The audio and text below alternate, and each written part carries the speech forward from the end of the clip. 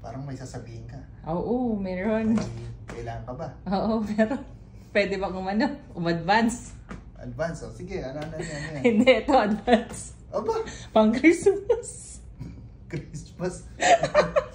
Anong September, October, November, December? So, advance, oh. Ito nang pamasko mo sa akin. Okay. Yan eh. Ano ba ito? Bellroy. Ano ba naman ito? Baka prank to, ha? Ano yan? Sige. Hindi to ano, ha? Okay. Kakulay ng ano. Tunay naman, ano? Okay. Of course, so, no. Hindi siya prank. Oo. Sa akin ba talaga to? Oo. Okay. Kasi yung wallet mo parang sinasabing... So, ano to? Advance birthday? Advance... Advance Christmas gift. So, September na ngayon eh. Advance Christmas gift. Oo. Okay. Sige, thank you. Uy, may nalimutan ka. Ano? Kasi ang wallet dapat may... May laman ba? Lagyan natin. Sige.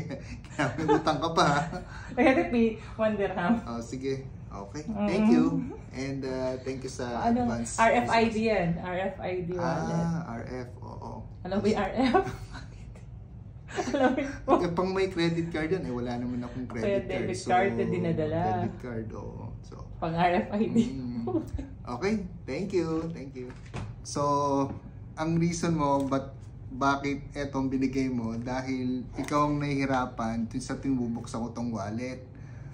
Okay. So effective pala yung pawa ko. So ito yung wallet ko. So dahil nahihirapan ka, okay yun ha. Binigyan mo ako ha. Thank you talaga. So next time kapag meron akong kinakailangan, magpapaawa. Ang hirap na hirap. Thank you ulit.